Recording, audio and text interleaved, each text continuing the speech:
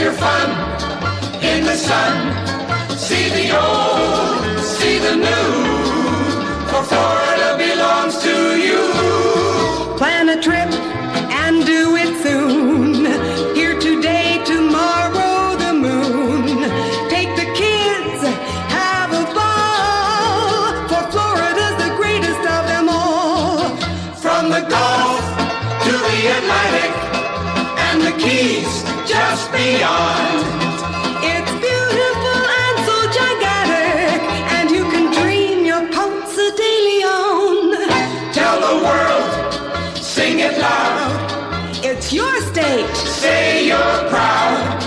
More to see, lots to do, for Florida belongs to you. Oh, yes. It's going to be a good episode. It's Our Weird World. Our Weird World.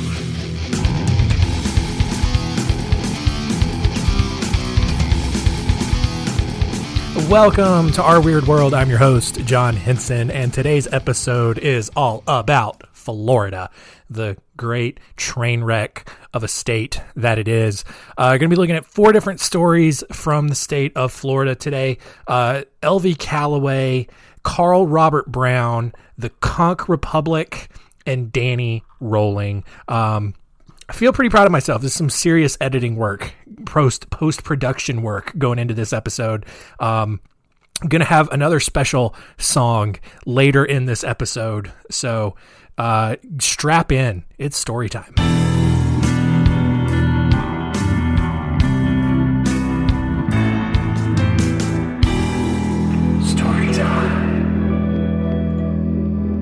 In 1971, L.V. Calloway, after spending decades studying the area, became pretty convinced that North Florida is where the Garden of Eden was located. Calloway started out as a teacher in a one-room schoolhouse at age 16 before becoming a lawyer and a Baptist preacher in Central Florida. He was sent to the small town of Bristol in North Florida by Dr. Brown Landone, who asked Calloway to, quote, interpret ancient events. I don't know how you do that in North Florida without drugs, but LV was sent to do it. And look, honestly, that doesn't mean anything, but it was one of those things that was just vague enough to send Calloway to North Florida to uncover God's real truth. And by the end of his research, not only did Calloway believe that the land north of Bristol, Florida, was the site of the Garden of Eden, but it was also where he believed Noah built the ark. All right? Starting off real crazy today. Calloway, to his credit, he had some very loosely convincing evidence, all right? For starters, according to the book of Genesis, the river that flowed through the Garden of Eden came from 4 headwaters. And basically what that means is that 4 other tributaries came together to form the main river that flowed through the Garden of Eden. The Apalachicola River, which does flow between the towns of Blountstown and Bristol in North Florida, is allegedly one of only 2 rivers in the world with that feature. The other river, believe it or not, is actually in Siberia. So if you're going to take that for what it's worth, that would mean that the Garden of Eden, where most people believe was in between the Tigris and Euphrates rivers in like Iraq, I guess, is not actually where it was. Additionally, the Torreya tree, also known as gopher wood, only grows in the area near Bristol and was the type of wood that Noah used to build the ark. Go figure. Other evidence Calloway pointed to was the fact that 25 of the 28 trees mentioned in the Bible are located in the area. Where are the other 3? I don't know. Does it matter? Not to him, I guess. Even more, fossils of practically every species of animal that has ever existed have been found in the Ashley lime beds in South Carolina. Apparently, the Garden of Eden was a gigantic place. Maybe, Adam and Eve kind of migrated north a little bit. I don't know. Calloway also cited a verse from Genesis that noted one of the river's headwaters flowed through a land of gold. And so the Chattahoochee River, which is one of the Apalachicola's 4 headwaters, does flow through an area near Dahlonega, Georgia, which at one point housed a federal gold mine. Okay, All right, look, you got no. I mean, come on. I know what you're thinking. Hey, buddy. I remember from my Sunday school class and all the pretty picture books that I read as a child that Adam and Eve ate apples in the Garden of Eden, and now my big adult brain knows that apples don't grow in Florida. So obviously, this guy was crazy. And look, you would be right. All right, there aren't any apple trees in the Apalachicola Valley, but there actually also isn't a single mention of apples in Genesis. Seriously, go look at your King James Bible, because all the other translations are the devil. That's what my Christian school told me, so I have to then obviously believe that they were right. They were right about everything, you guys. Only the King James Bible is the right Bible. The word used in the Bible is fruit. It's not an apple, all right? Maybe that's another one of those Mandela effect things, like the Berenstain Bears, or Jif peanut butter, or Jiffy peanut butter, whatever, or that the main one is that Mandela died in office or died in jail versus not dying in jail. Anyway, either way, if you go look in your King James Bible, the word apple isn't used. We just kind of assume it was an apple because that's just the imagery people chose to use over time, because visual accuracy is not an important factor when you're telling a story and educating little kids in their most formative years, where you're trying to mold their entire worldview. It could have been an orange or a papaya or a banana or a grapefruit or a mango or a guava or a peach or a strawberry or a tomato or a lime, all of which of those fruits are found in Florida. We just don't know what the actual fruit in the Bible was. And so with this evidence in hand, Callaway began cutting trails through a large tract of land and set up signs advertising the Garden of Eden, including the place where Adam was born, because if God could give a new version of the Bible on a magical golden plate to Joseph Smith, he could certainly tell someone where Adam was born, right? Come on. Seriously, come on, guys. But the whole idea seemed too crazy, even by Florida's standards. And not long after Callaway died, around 1980, interest in this area faded until it was absorbed by Torreya State Park. Today, the land near the park is dotted with rundown shacks and inhabited by people who are pretty much borderline illiterate, which, I guess, is how the majority of Christianity has existed since Jesus died. Boom! Hey! Zing, zing, zing, zing, zing, as a joke. Come on. I know there's a lot of smart Christians out there. I've actually been, I've driven past Torreya State Park. And yeah, there's not a lot there. It's just a bunch of trees, and you're not going to actually find anything. You just got to take this guy's word for it that is where the Garden of Eden used to be. Next story here is the story of Carl Robert Brown. He was born on November 26th, 1930 in Chicago. After an honorable discharge from the Navy, he moved down to Miami and graduated from the University of Miami. He then went on to East Carolina University. Yes, sir! Let's go, ECU! First mention in the podcast. Here we go. It's where I went to school, got my bachelor's and master's, and didn't really do much anything else. But he got his master's in education before returning to South Florida to be a teacher at both Hialeah Junior High School and Miami-Dade College. Unfortunately, that's about as good as it got for Carl. Both of his marriages failed, the first because his wife died, and the other because he refused to get any sort of psychological help in processing and getting over her death. After his second wife left him, Carl's physical and mental condition just went way downhill. Neighbors commented that he looked as if he were 80 years old, even though he was just kind of, in his 40s and 50s. And he was ultimately relieved from his teaching duties because he had become very bigoted towards practically everyone in the school. And in South Florida, white people, I think, are actually the minority down there. So if you're a bigoted white person, life's going to be very hard for you down there. Carl often walked into his neighbors' yards early in the morning, sometimes to just scream United States as loud as he could.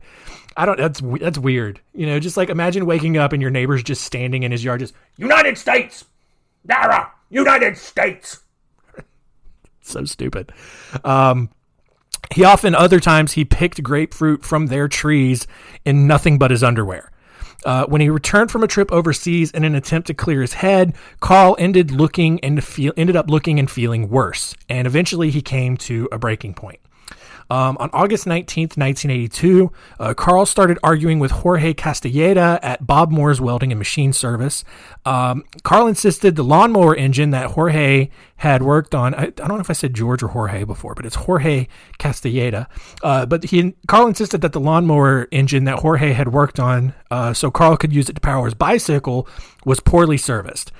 He was also angry that the shop had refused to accept his traveler's check, which in 1982 was like the fifth most convenient way to pay for things behind cash, credit cards, money orders, and cashier's checks.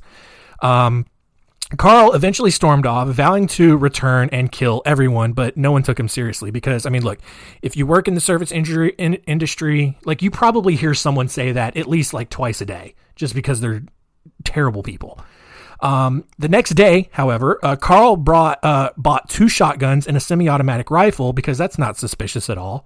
Like, I can understand you going to buy a gun, but if you go to a store and you buy multiple guns, you should probably look into you and kind of get a good idea as to why you're buying so many guns. He then called his 10-year-old son to see if he wanted to join him while he killed a lot of people. But his son wisely declined. Like he's like, "Hey son, I'm going to go kill a bunch of people today. You want to go with me?" "No, Dad. I think I'm good. I'm just going to stay home." "Okay. See you later." Whatever. And then a few minutes later, Carl arrived back at Bob Moore's shop. And with one of the new shotguns draped over his shoulder, Carl kicked down a side door, whipped the shotgun into position, and started shooting. As he fired bullets into the shop, he yelled that he'd send everyone to Germany. I don't know why he would say that. It seems odd. And by the time the shotgun was out of ammunition, 8 of the 11 employees working at the shop were dead. Carl then hopped back on his bicycle and began making his way to Hialeah Junior High School, where he used to teach. However, word began to spread quickly about what had just happened back at the repair shop. Mark Cram, who worked at a nearby metal shop, quickly grabbed his revolver and picked up Ernest Hammett, who was flagging down cars on the street trying to get help. Mark let Ernest into the car, and the two drove off to find Carl.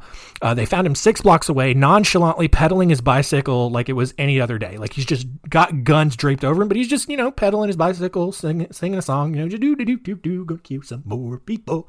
They told me I was crazy, but now they're dead. Ha ha. Could send him to Germany. I don't know. Mark tried to fire a warning shot over Carl's head, but instead just shot him in the back, which, like, okay, we need to address the terrible aim at some point, but at least if you're going to miss someone, at least good job, like, shooting the crazed shooter in the back. So, and then Carl turned around, grabbed the other shotgun from his saddle, and began returning fire. But Mark then sped up, ran Carl over, and sent him crashing into a concrete light pole, and that was enough to kill Carl. Even though they couldn't convict him of anything, police still needed some answers as to why this guy just lost his mind.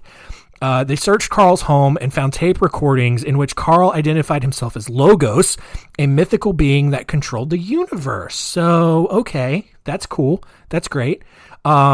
They started playing the tape, and in it, Carl said, "God through me is responsible for the good and bad sounds in your head. The Logos is the spark of God, the most logical. I am indestructible on earth." Well, guess what, buddy? You were wrong, because apparently light poles can destruct you. That's how you say it. Yep. So, weird story, kind of frustrating that we couldn't really get more answers, because I would love to know why he wanted to send people to Germany.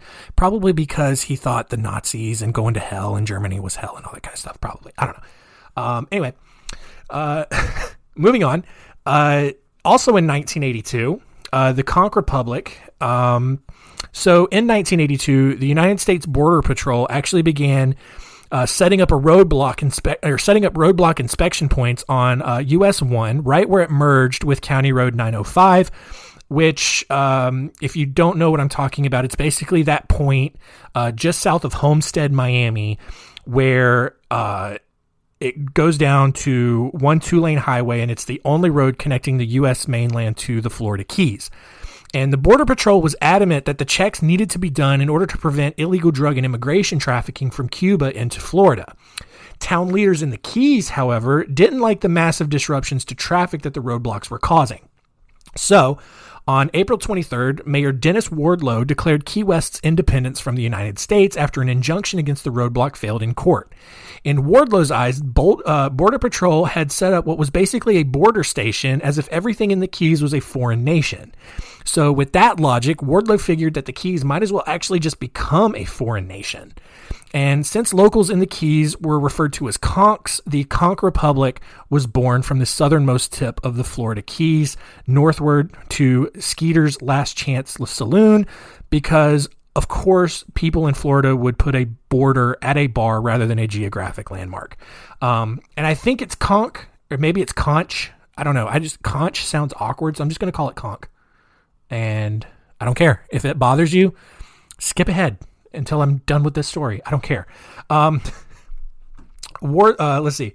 So just to make things even weirder, Wardlow then proclaimed himself the Prime Minister of the Republic and immediately declared war against the United States by breaking a loaf of stale Cuban bread over the head of a man dressed in a naval uniform. Okay. Like, people in the Florida Keys are weird, but this is a little much. Wardlow then surrendered to the fake naval officer after 1 minute and requested $1 billion in foreign aid from the United States. The United States, clearly sensing the sarcasm, decided to end the roadblocks, and the two nations enjoyed a period of peace, with America just kind of playing along and recognizing the Conch Republic's sovereignty. Conch officials were even invited to the 1994 Summit of the Americas in Miami and the 1995 Florida Jubilee, but the peace between these two nations, quote unquote, wasn't going to last much longer.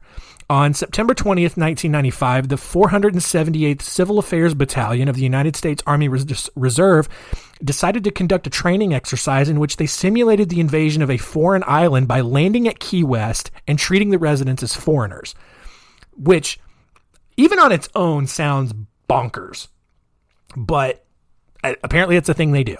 However, no one from the 478th Battalion decided to tell the leaders of the Conch Republic, mainly because the United States didn't actually recognize the Conch Republic as an actual foreign country.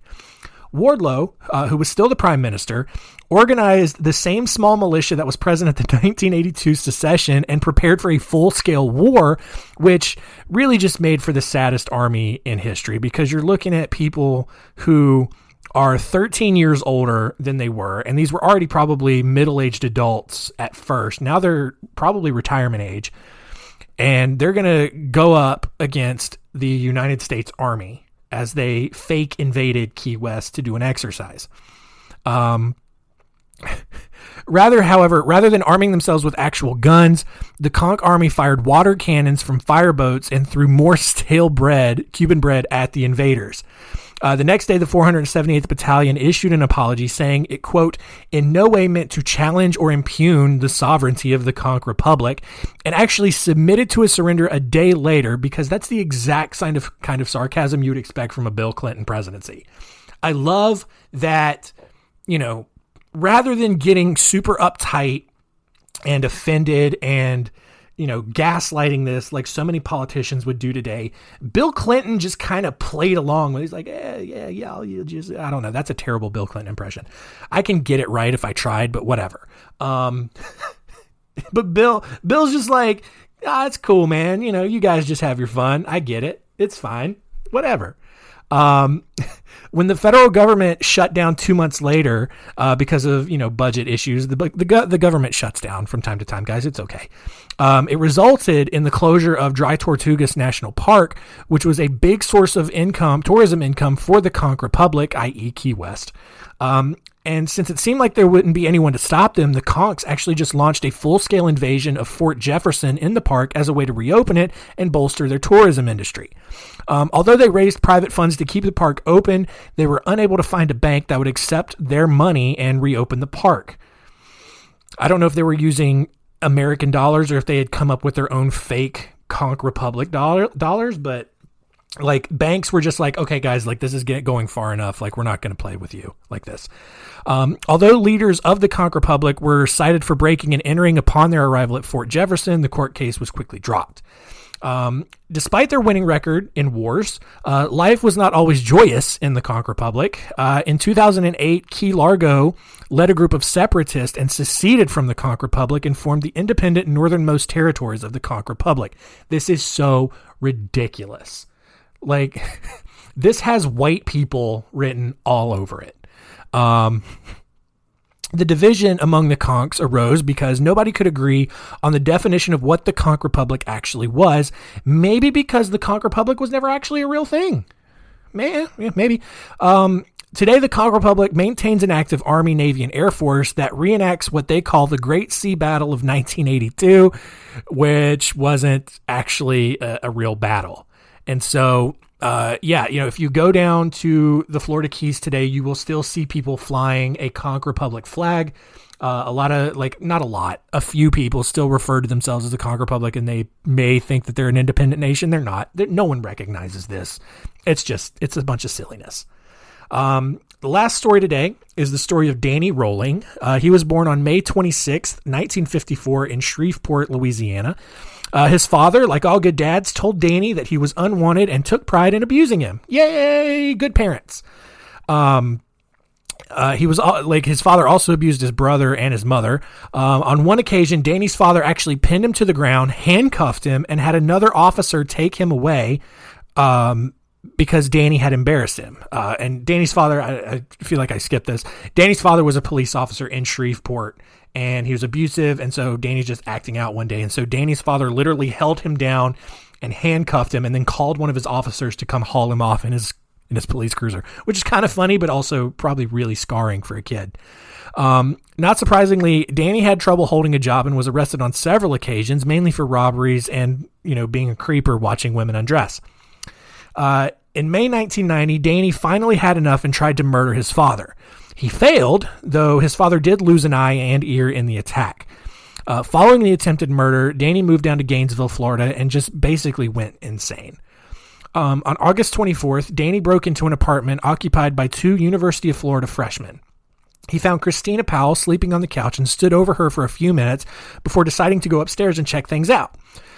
When he got up there, he found Sonia Larson in her bed and stabbed her to death. And then Danny went back downstairs, taped Powell's mouth shut, and raped her before stabbing her to death. These stories, like these first couple of stories, were pretty crazy. This one's a little sad. Sorry I didn't warn you. I think you'll be all right. He then posed both bodies in sexual positions before leaving the apartment. The next day, he broke into an apartment belonging to 18-year-old Krista Hoyt and waited for a few hours for her to return home. When she did, he jumped her, taped her mouth shut, raped her, and then stabbed her to death as well. This time, he went ahead and decapitated her and posed her head on a shelf facing her own corpse because, look, guys, if you're going to do it, go all out. Like, don't just murder someone. Just do everything. Make a scene out of it. All right. Our Riverwall podcast does not condone raping and murdering people. Please do not go do that. All right. Anyway, news of these three murders quickly spread around town, and students began altering their routines to avoid getting killed. On August 27th, however, Danny broke into an apartment occupied by 23-year-olds Tracy Pauls and Manny Taboada. Danny found Manny first, and after a brief struggle, killed him. That commotion woke Tracy, who ran downstairs to find Danny hovering over Manny's dead body. Tracy ran back up to her room and tried to barricade herself inside, but Danny went all The Shining on her, here's Johnny or whatever he says, and broke through the door to do his usual raping and stabbing to death. Police quickly, though, had two leads, but ended up clearing both suspects as Danny continued free. On September 7th, he was, however, arrested in nearby Ocala on a burglary charge. Police quickly matched the tools he used in the burglaries to the ones that had been used to break into the apartments in Gainesville. And investigators quickly searched Danny's camp because he was homeless and found country songs that he had written about each murder. That's what's weird. That's the weird detail in this story is like Danny would go and murder someone and then he would go back to his little homeless camp and write a song about it. And surprise, I've got one of those songs keyed up for you right here.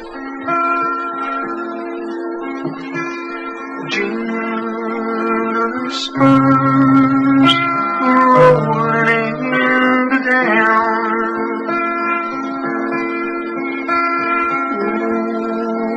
Black stallion, you bring a grim reaper. Dressed in snake hide, worn black leather.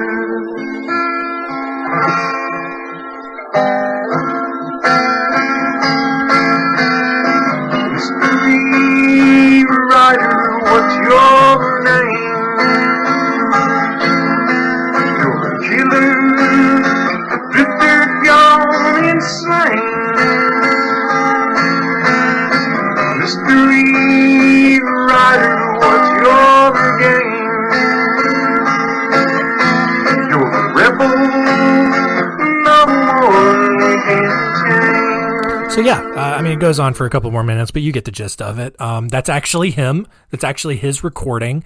There are a couple of, I think there's like 2 or 3 other songs on YouTube that you can listen to. They're not bad. You know, I don't think they're that bad. But that one was called Mystery Rider. There's a couple others, like I said, on YouTube. But yeah, I don't know. It's pretty talented, I guess. But the other songs that police found were him just basically describing his murders, and police kind of took that as a confession and charged him with those 3 murders. The trial began 4 years later. I don't know why it took that long for the trial to start. And Danny claimed that he had done it to become a superstar like Ted Bundy. Awesome. Cool. Way to go, Ted Bundy. He pleaded guilty to all of the charges and was sentenced to death on each count. As he waited execution, he then confessed to a triple murder that he had committed 17 years prior back in Shreveport. They just kind of were like, all right, cool, we'll just give you those as well. And he was given the lethal injection on October 25th, 2006. And that wraps up today's stories.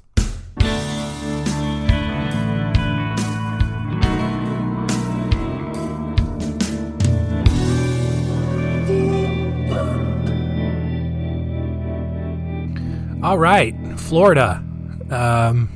Some stories. I mean, there are going to be some other stories from Florida in future episodes, but hope you enjoyed it. Hope you enjoyed the extra sprinkles I added in there. That was fun. Don't get used to it, but I'll throw them in when possible.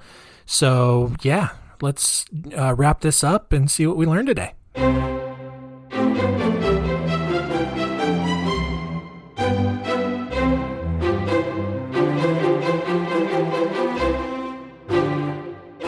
What did we learn? Number 1, the Garden of Eden might actually be in North Florida and not in the Middle East, like we've all been led to believe. Is that true? Probably not. But how funny would that be if, like, just all of a sudden, like, Noah's Ark, just like, well, no, they say Noah's Ark is on Mount Ararat, and that's what it says in the Bible. But maybe if it was a global flood, it could have started in Florida and floated. I don't think that's possible, though. I don't think it's possible in 40 days to sail from Florida to Turkey. I could be wrong. Maybe it's possible. I don't know. I don't think it is, though. But whatever. Anyway, it's probably not true, you guys. Calloway was just a crazy person. Number 2, the Florida Keys seceded from the United States in the 80s. And they totally believe that they are a sovereign nation called the Conch Republic. No one else believes them, though. Even most people in the Florida Keys, it's really just a bunch of uptight white people who like the idea of being their own country and having their own rules. It's not true. Number 3, a bonus tip, or not a bonus tip, but just something you may not know. I wrote a book on Florida called Where the Weird Things Are. It's got some of these stories in it and a bunch more.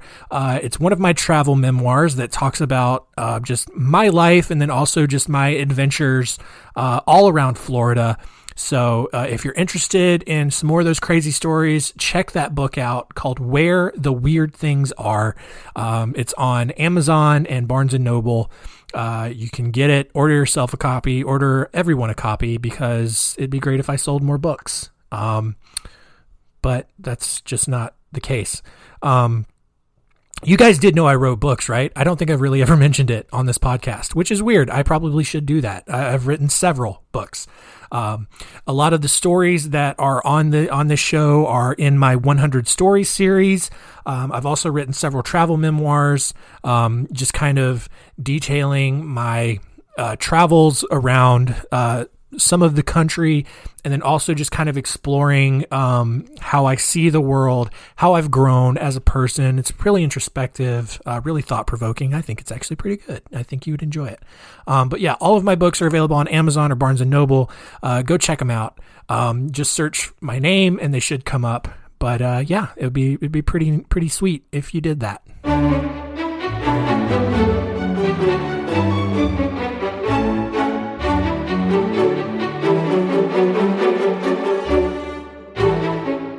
On next week's episode of Our Weird World, we are getting back into the heavy, dark stuff with the story of Radovan Karadzic.